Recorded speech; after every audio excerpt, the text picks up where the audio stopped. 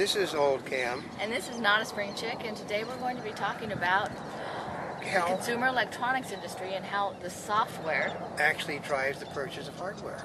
And when we talk about software, we're not only talking about, well, games, software, well, Okay, actually to determine what computer you buy, or movies. That's right. I mean, if you, for years, basically the reason Apple isn't as good off as Apple could be because there's a limited amount of software you can actually buy for an Apple computer.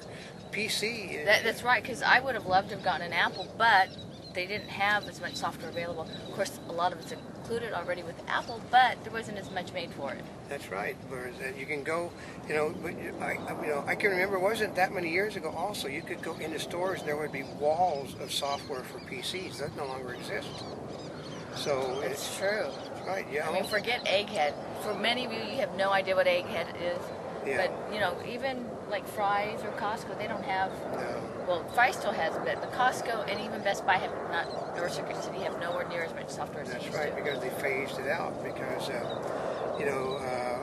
they found out that basically most of the people tend to hang with the software they have in their computers now, and if they want something else, here is a big part of online sales is software. Software for computers, software for games, and DVDs online is coming on strong. So, but that is software drives the consumer electronics industry in most areas. I mean, it's going to drive TV sales soon. Well, you just made me think. I was over at Best Buy yesterday, and I was talking to some of the managers. Okay, I do like Best Buy. And I found out that they are remodeling the stores, some of them, to compete with Guitar Center. And I thought, Guitar Center, why would they do that? And I thought, well, basically it has to do with margins. Because ever since Guitar Hero came out, Rockstar Band, there's been much more interest in musical instruments. And the margins are higher, so some of the Best Buy stores are actually being remodeled to incorporate a section like Guitar Center. Yeah, so they can do, like I said, it's the software.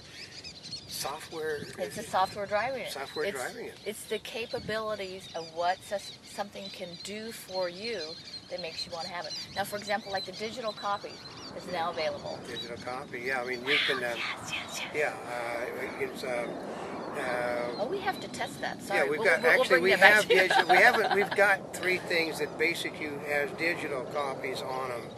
And basically they were nice enough. 20th Century Fox and has 3 of them. First of all, what does digital copy mean to most of you that have no clue what it is?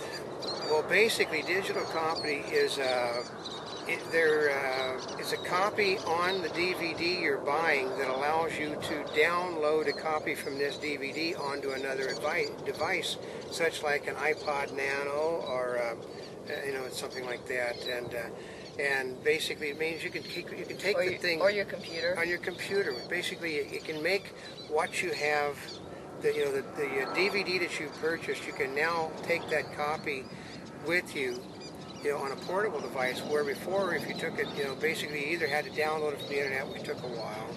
And I've seen it work. I've seen the copies go, like to Windows Media Player, 4.5 minutes download from the DVD in your computer, which is a fast download, but they're hoping that will drive the sales up on HD DVDs, because this little added feature, which somewhat complicated to use because you have to have a password, you have to do this, you have to do that. But I think it's one of those things that after you figure it out, it makes it a whole lot easier. Yeah, once you've done it once. I mean, I do admit the man that was doing the demonstration couldn't remember the password.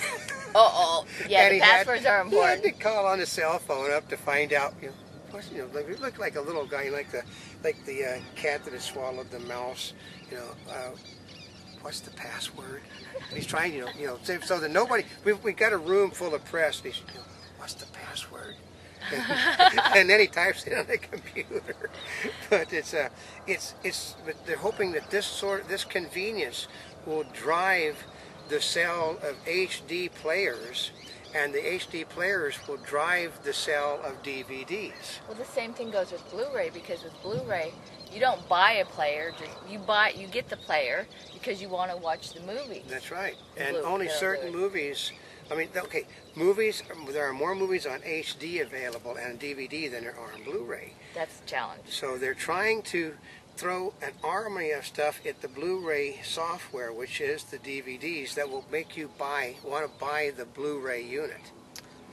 So it's just like you buy game consoles today, not based upon actually the capabilities of the console, but the fact that maybe you can get Winds of War on one or Guitar Hero on another. Well, because part of it is I had thought previously that all the games were all on Xbox and the PSPs, but they're not, or PlayStation. We have Activision, we have Nintendo, we have Xbox, we have PS3s, and and each one of them has their own little niche that they don't, games developed, by like Electronic Arts specifically for certain boxes. I mean, Xbox has things that are their own little prime area. If you want to play that software, you need to buy that box.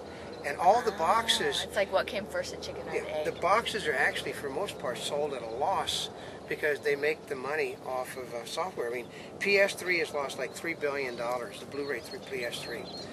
But they're counting on making all of that up on people buying the software this next Christmas.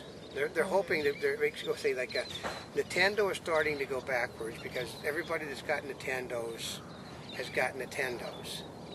But they still have all the games and all those extra devices. They got all the games. Nintendo is more of a play console than it is, like Xbox, PS3.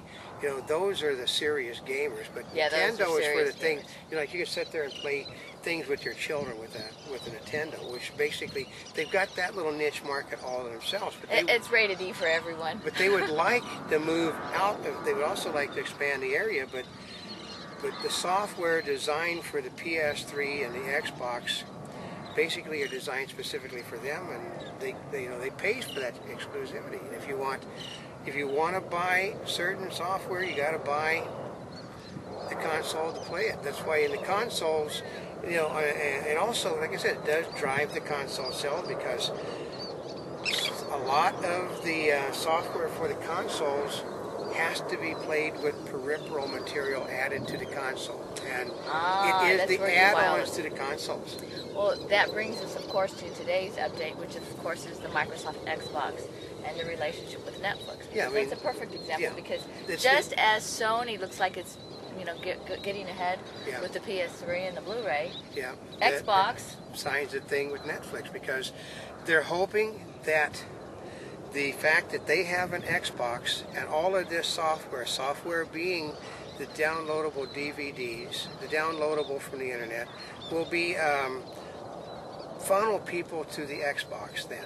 And what is it, Roku, the other one? Roku, yeah. Roku is another device that basically... With Netflix, you can... Netflix, basically. It's another piece of hardware that they expect the software to drive the sales on the hardware. I've been reading some of the reviews from the people. Some of them are saying, well, what do you need the extra piece of equipment for? You already have enough. Other ones have said, well, by the time I got it home, opened up the box, set it up, it was 25 minutes till they could watch 24. And they also said that the download time was really, really fast. Yeah. So forget trying to download, well, for some people, trying to download off of, off the internet. Yeah. Although, they don't have all those network games. These are just for blockbuster movies, whereas the other ones are the network stations, right, and for their series. Yeah, but we're going to have more on, consumer electronics business is a massive business, and like I said, software for virtually everything. I mean, everything today that is digital has software updates to it. So, and also knowing the price of the software, they also determine what you end up getting. That's right. You take advantage of, like, we're getting ready to upgrade some software. Instead of buying it packaged, we're downloading it for the internet because we got a better deal off the internet than you can buy packaged. Yeah, so when it comes to being a smart consumer, it's not only knowing the cost of the hardware, but knowing the cost of the software. That's right. And everything that goes with it. Because the cost of the software, like another reason, cost of software can drive the purchase of the hardware.